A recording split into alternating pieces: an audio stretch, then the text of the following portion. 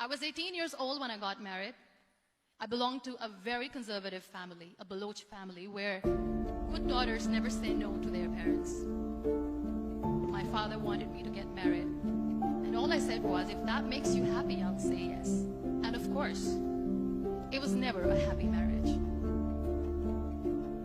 Just about after 2 years of getting married, about 9 years ago, I met a car accident. Somehow my husband fell asleep and the car fell in the ditch.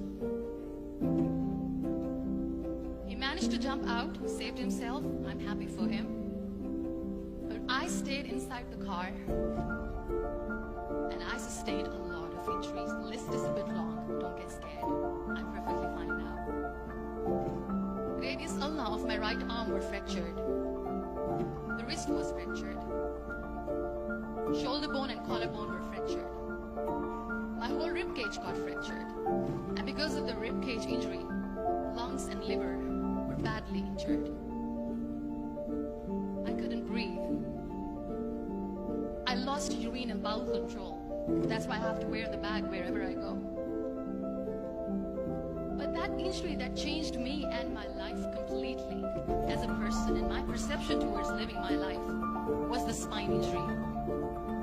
3 vertebrae of my backbone were completely crushed, and I got paralyzed for the rest of my life. I finally ended up in a hospital where I stayed for 2.5 months. I underwent multiple surgeries. Doctors have put a lot of titanium in my arm. There's a lot of titanium at my back to fix my back. That's why people in Pakistan call me the Iron Lady of Pakistan.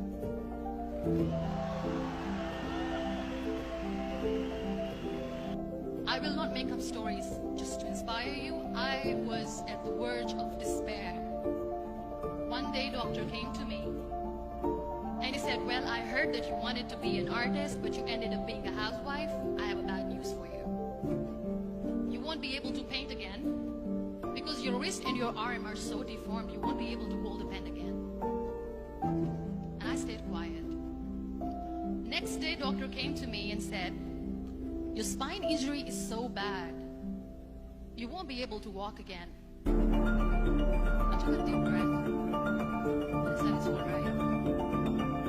The next day, doctor came to me and said, because of your spine injury and the fixation that you have in your back, you won't be able to give birth to a child.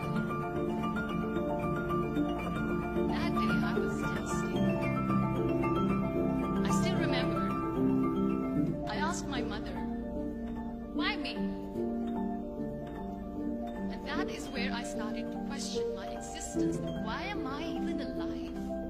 What's the point of living? I cannot walk, I cannot paint, fine, I cannot be a mother. And we have this thing in our heads, being women, that we are incomplete without having children. I am going to be an incomplete woman for the rest of my life. What's the point? My mother said to me, this too shall pass. God has a greater plan for you. I don't know what it is, but He surely has.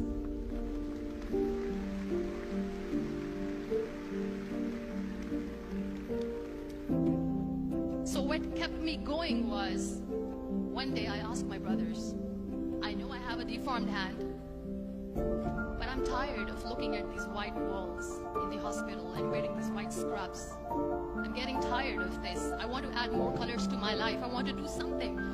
Bring me some colors. Bring me some small canvas. I want to paint. So the very first painting I made was on my deathbed, where I painted for the very first time. There were a lot of infections in my body, a lot of allergies. So doctors wanted me to lie down on the bed straight for not 6 months, for not 1 year, for 2 years. I was bedridden, confined in that one room, looking outside the window, listening to the birds chirping, and thinking maybe there will be a time when we'll be going out with the family and enjoying the nature.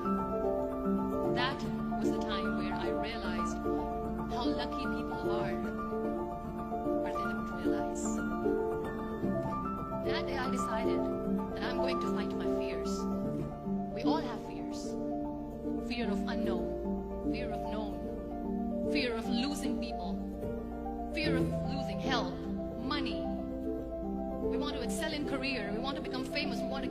we are scared all the time.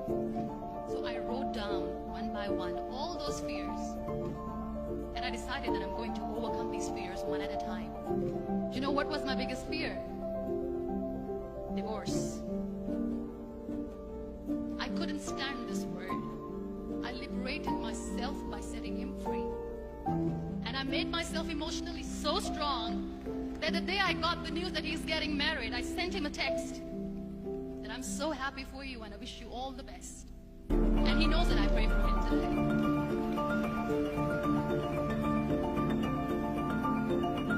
My biggest fear, number 2, was I won't be able to be a mother again. And that was quite scary for me. But then I realized there are so many children in the world, all they want is acceptance. So there is no point of crying, just go and adopt one. And that's what I did. Live your life fully. Accept yourself the way you are. Be kind to yourself. Be kind to yourself. I'll repeat, be kind to yourself, and only then you can be kind to others. Love yourself and spread that love. Life will be hard. There will be turmoils. There will be trials, but that will only make you stronger.